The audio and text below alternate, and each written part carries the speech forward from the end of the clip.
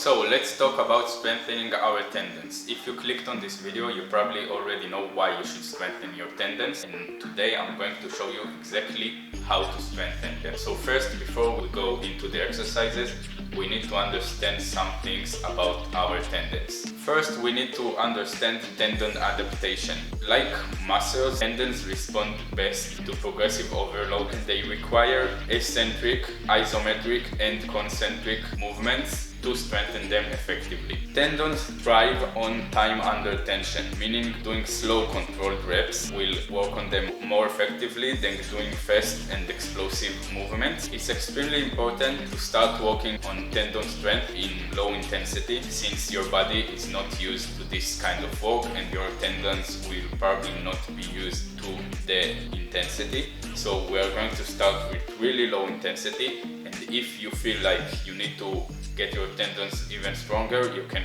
increase the intensity progressively. But remember, the tendons take more time to recover than muscles. So now that we know how to work on our tendons, we are going to need to know which tendons are under the most pressure in calisthenics. So first, we got the wrist tendons, which are under a lot of pressure when we're doing planches, when we are doing handstands, even when we are doing false grip. Second, we have the elbow tendons, which are the tricep tendon, which connects over here, and the bicep tendon, which connects over here.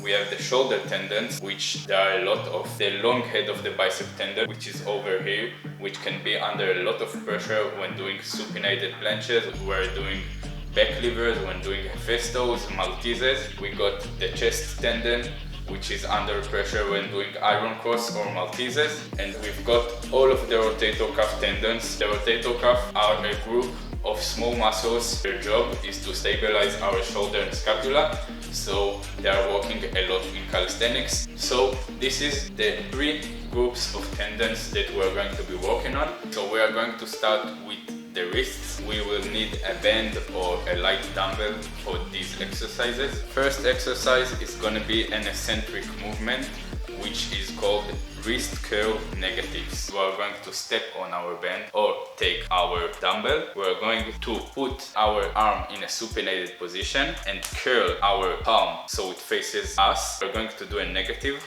for 4 to 5 seconds. We can use the other arm to lift it back up and do it again. For each exercise, we are going to aim for 8 to 15 reps, and of course we are going to do both of the arms. Next exercise is going to be a concentric movement. We are going to step on our band. We are going to be in a pronated position with our arm, and we are going to lift our wrist upwards, just like that. For the isometric exercise, I'm going to give you a couple of variations just because I'm a nice guy. We've got the flexion hold. We are just going to hold in a flexed upwards position with our arm pronated. Each of these holds we're going to aim to do for 15 to 30 seconds. Then we've got the curl hold, supinated position, curling upwards. And the third, we've got the planche grip hold. We're going to try and hold in this position without moving our wrist, so not letting it go down and not letting it go up. Moving on to the elbow tendons. We are going to start with the tricep. So I'm going to give you 3 exercises for the tricep and 3 exercises for the bicep. So for the tricep, we're going to start with the eccentric movement. We are going to straighten our arm upwards, take the bend and apply pressure with the other arm, take it downwards, and then we're going to do a slow controlled negative of an overhead tricep extension. Next, the concentric movement, which is going to be exactly the other way around. We're just going to push upwards, slow and controlled. Third is the isometric movement. We are going to just hold in the middle of the movement. Okay, so over here, again applying pressure with the other arm downwards. Moving on to the bicep tendon. So first is the eccentric movement. We are going to start in a curled up position. We are going to do the negative until we get to the lockout. We are going to aim for 7 to 10 seconds of negative. Next is the concentric movement. We are going to do the exact same thing, just upwards. We can actually mix those two, but we want to make sure that the eccentric movement, we are under more pressure than the concentric, since we can handle more pressure when doing the negative. The isometric movement will be just holding at the middle of it, so a little below 90 degrees. Try not to tuck it next to your body, but to put it a little forward. Now the shoulder tendon. We are going to start with the long head of the bicep tendon. We are going to need either a really low weight dumbbell or a really low intensity of a band. What we are going to do is get our arm in a supinated position and make sure our elbow is straight, since this tendon of the bicep is under pressure when we are doing supinated movements with a locked elbow. The eccentric will be doing a negative. We don't need to go all the way over here. We can start from here and do the negative. Concentric will be exactly the other way around, so we start from the bottom.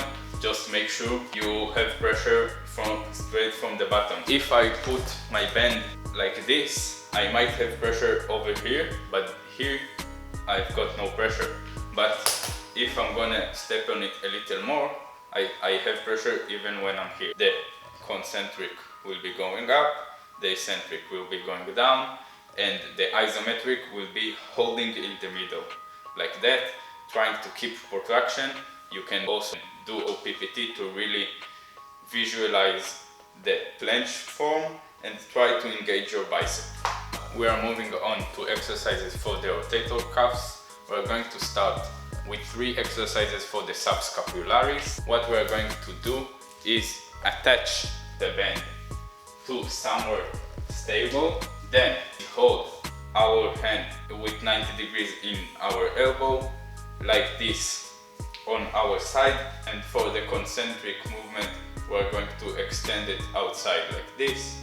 For the eccentric movement we can go a little further and do the same exact movement for the other side. For the isometric hold we can go ahead and hold here. So now we are going to work on the supraspinatus, which his main functions are to abduct the arm away from the body and stabilize the shoulder. You can try and do this with this position of the wrist. It accelerates the supraspinatus more. The concentric movement will be going up and the eccentric movement will be going down.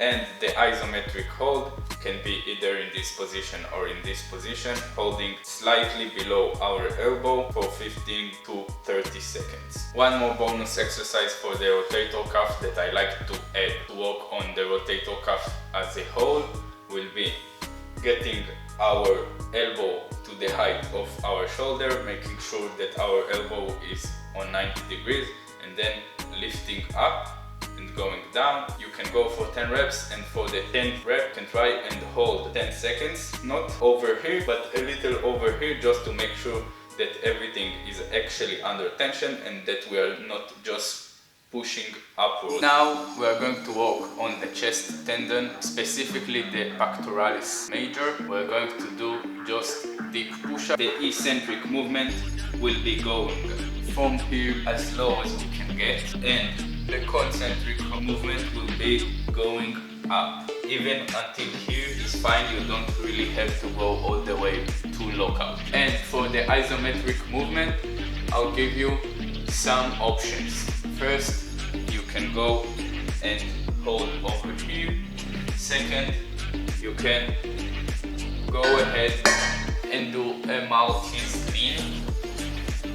The wider you go, the harder it gets. And that's it.